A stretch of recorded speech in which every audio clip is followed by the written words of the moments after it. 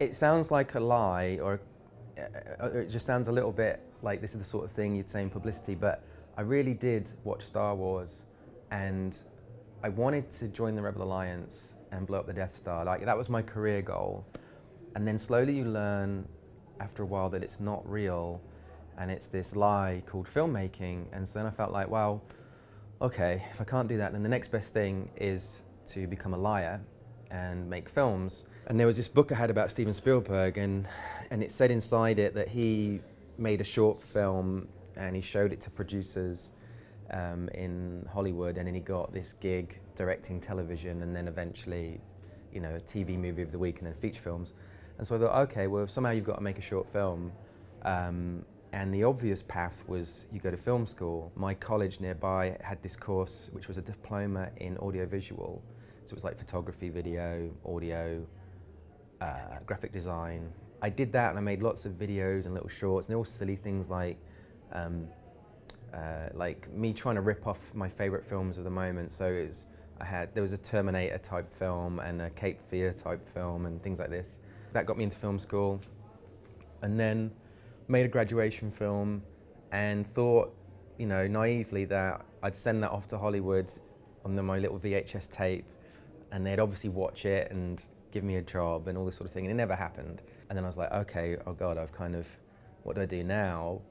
And my flatmate at the time was studying this new thing called computer animation. Jurassic Park had just come out in the cinema, and it was clear that this was going to be the future of filmmaking in some way. And so I thought, okay, I'll buy a computer, and I got into debt and borrowed some money and bought this computer from PC World. I had to stack shelves at Marks and Spencer's in the evening, and then I learnt the software in the day. And I thought what I'd do is I was like, okay, so I'll learn this software, and it'll take me about 3 months, and then I'll go make a film. And 10 years later, I was still learning the software. It was a lot harder than I thought. I'd go for job interviews, and I had my short films that I'd done at film school, and then I had these silly little computer animations that I was messing around with, and I did things like I put a robot in the driveway of our house, and I put a dinosaur weirdly in Steve McQueen's Bullet film, in a clip from that. It was really strange. Everyone I was going for job interviews in London with, they'd see this stuff and they'd go, what's this? And you'd say, oh, it's just something I did on my home computer. And they'd go, how can you do this on a home computer? And I was like, well, use animation and stuff. And they go, but we pay thousands and thousands to do this in Soho. Like, how you can do, and you'd say no, it's just normal software. And what happened is they ended up getting offered jobs to do graphics for like low-end television. I did this series for the BBC, and it went down well, and the people upstairs were like, how did you pull that off for very little money? And here's more money, go make a series. And nobody asked me if I wanted to do it, and I knew that their next best option was to go into Soho and pay 5 times the price. And so I kind of let this keep going, and I didn't say anything. No one said, are you going to be up for this? And then finally, like, they were kind of trapped, and they said, okay, Gareth, you're going to do the show? And I said, no, I don't want to do it. I want to direct, but I will do it if you let me direct one of the episodes. And they were like, yeah, we can't do that. And I was like, okay. And then they were saying, but you're going to do the effects, right? And I said, no, because I'll do it if you let me direct one or direct anything. And so eventually they were like, okay, we'll let you direct something on BBC Three that no one's ever going to watch for no money, and then you can do the effects. And I said, okay. And so I did this really low budget, very, very bad show where I think the budget for it was an hour's television, and the budget was probably 90 grand, I think. And it had 250 visual effects in it, and I had to do them all myself in about 3 months. It was crazy, and they're very bad. But it ended up looking maybe like we'd spent 250 grand on it. And because it looked like that, I could then get a job at a budget level of like $250,000, because it looked like that's what I'd been given before.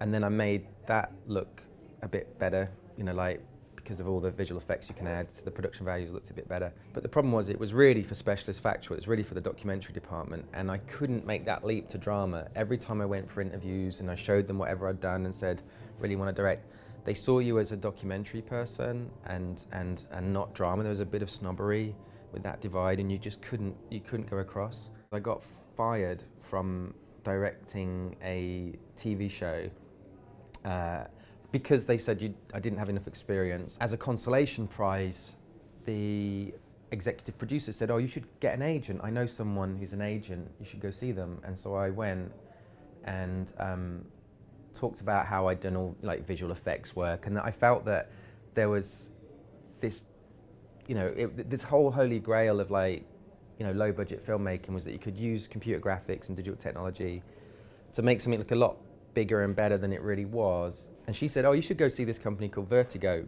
who make low budget films." And so I went around there and showed them my stuff and pitched them some different ideas, and I didn't believe them. They went, "Yeah, let's do it. Okay, let's go make this film." They said, "Okay, write down on a piece of paper the date you want to start filming, and I promise you we'll be filming by then." And I did the maths in my head and thought, I run out of money in 3 months. Like, I can't keep myself alive after 3 months. So I wrote 3 months, 3 months away, September. And they said, okay. And it worked out. We ended up in the middle of Mexico 3 months from then. But I had to write it and cast it and find the locations in 3 months, which, having never done it before, felt like loads of time, And then I realized it was no time. It was a very little amount of time. And because I knew that we'd be going into these places and not really having permission sometimes, and using non-actors, people we met to try and do things, and I'd be putting things in the computer afterwards. I didn't want to be too specific with like I didn't want to write it like a classical screenplay, because we'd never be able, like whatever I wrote, we'd never be able to find it. Everywhere we went, we drove around Mexico and we said to everyone we met, we said, like, is there anything strange around here, like post-apocalyptic? Or they say, oh, there was a hurricane and some boats got washed upon the shore, or oh, there was a flood and something got destroyed over here. And so we'd go to those places, and then when we got there, we'd go, oh, this looks like it could be this section of the film. Great. And then we would pick, well, what could be the emotional part of that scene, and give the actors some ideas, like maybe you talk about this, maybe you talk about that, and then just let them go. And then I would try and film it a little bit like a documentary, I guess. We tried to get it into Sundance and Berlin and all these other places, and they rejected it. And when we sent it to South by Southwest, it still had just text on the screen for where the visual effects would be, because I hadn't done them all yet, and because you have to send it way in advance. The guy accepted it with just the text, and the joke was, like, when I landed and we arrived there, he said, oh, did you replace the text? And I said, yeah, it's a much better font now. And we showed this film, and it was really like the whole of your life kind of coming to this point of, what if no one likes it? What if it was all for nothing? And I felt like at least I would have tried, at least there was like, you could live with yourself when you're older going, I give it a go, and we tried to make a film.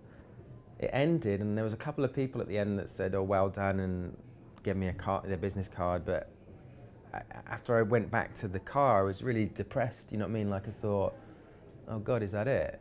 Like, is that what it was all for? And then, thank God, the next day, and if he hadn't been there, my story would be so different.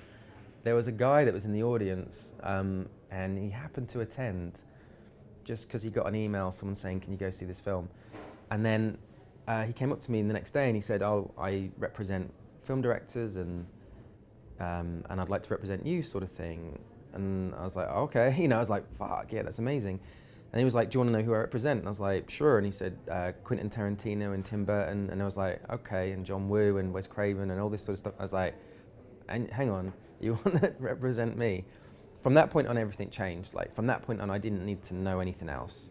I really like pre-production. I really like post-production. And there's this battle in the middle, which is filming. You dream about a film and you picture it, and then the compromise inevitably happens. You can't have that set, you can't shoot there. Like, the graph of making a film is, you dream and you conceive the movie and you're trying to make something amazing if you can, so it gets really high in your mind. Then you start filming and it starts going down, because it's just never as good as you were hoping. Whatever you do, it always feels like you were picturing something just a little bit better. And then in the post, you start mending all those problems and fixing them, and you go, actually, hang on, it wasn't so bad. And the goal is to get as close to the original height of what you were conceiving in post-production And so it's a little bit like a shit sandwich where like the beginning and the end is a lot of fun and the middle bit is a bit tough. I mean, every act is different. Like, I always used to think that directing was like horse whispering or something, and that you go up to the actor and you go like, "Mummy's gone, you want to cry." You know what I mean? Like this. And then this amazing performance happens. And it's not that at all. 90% of the work is in the casting. Like, if you get the right people, your job's nearly done and you can let them do their thing. And it's trying not to puppeteer someone, and it's like, and say, stand here, you know, look that way, say it like this. Like, that's like a real no-no, I think, for a lot of actors. The scene is the gap in the canyon, and what you've got to do is build a ramp for them. So you've got to talk about what just happened, where they, you know, what just happened to their character, what their little backstory is, what they're trying to achieve in this scene, but not tell them specifically what to do and how to do it. Like, let them figure that out. When you picture a scene, you're pulling from something subconscious, and it's usually like other films or other experiences, and if all you're ever doing is getting that, then the film's only as good as what's in your head. And to make a better film, it feels like you want it to sort of merge and get fused with things that are outside of your head, like let chaos come in a little bit, and I like a bit of chaos. I think it just keeps everything feel more real. Like it's just not the drag and drop obvious version of a scene. Don't give up. Like, you're gonna fail a lot. I mean, genuinely, I got rejected from directing anything for about 10 years. You know what I mean? I was trying to get into directing, I was trying to get into music videos, trying to get into commercials, trying to get into TV and drama, and just no one was giving me the opportunity. It's very easy to look back on people who have got lucky and things have happened to them, and trace a very simple line and go, "Oh look, they did this, and this, and it all went brilliantly." And it's like, it didn't go brilliantly. Like, for 10 years, I was failing at becoming a filmmaker, and then I got lucky one day, but I got unlucky, I think, every other day up until that point. I used to play that game of looking on IMDb at my heroes and what age they were then when they got to make their first film, and it's very depressing because, like, Spielberg did Jaws, I think, when he was 27 and things like this, and I was 35 when I did my first film, and it's amazing. Like, and to some extent, it's unfair to say to people like, "Oh, you've got access to all these cameras now, and you can edit on a laptop. It's really, you got it really lucky." Because the other opposite problem is that there's a lot of competition. There's a lot of people doing it, and there's a lot of stuff on the internet, and it's hard to stand out. But I honestly think if you show promise, you'll get something. And it might not be what you want, but it'll be a step towards what you want. And then if you're good at that, you'll get another step. And like, just keep going, and it'll work out at some point. And enjoy it. Like, I honestly look back, I know it sounds for everyone else like amazing, you get to make these big films, and it's amazing, and it is, I guess, but I look back on my time when I was trying to make films as like some of the best memories I have. It was really exciting, like not knowing what was ahead, and the adventure of like trying to make a film with your friends or whatever in the middle of nowhere, and I kind of wish I could go back and relive that experience, because I mean, everyone says it to you, it's a cliche, it's like parents, don't they? You always say like, "Oh, I wish I was your age again," and all this sort of stuff. But it's true, it's like, when you're young and you've got a lot of energy and enthusiasm and excitement, and you want to change the world, and like, that's really special, and you won't have that when you're 50. Don't wish that away. Don't want your life to hurry up. Like, enjoy it and take a risk. Don't play it safe. Like, you're not going to get noticed for being average. Like, you've got to go take things to the edge a little bit. And so whatever it is you're doing, be brave with it, and risk something, like gamble, and it usually pays off. Like, fortune favors the brave, as they say. It usually works.